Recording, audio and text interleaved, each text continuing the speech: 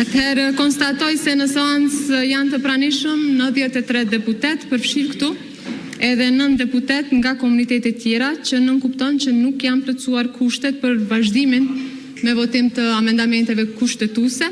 Ne po e ndërpresim seancën këtu, do të njoftoheni kur të plotësohen kushtet, por megjithatë, sipas informacioneve që i kam, do të ketë edhe një seancë tjetër sonte.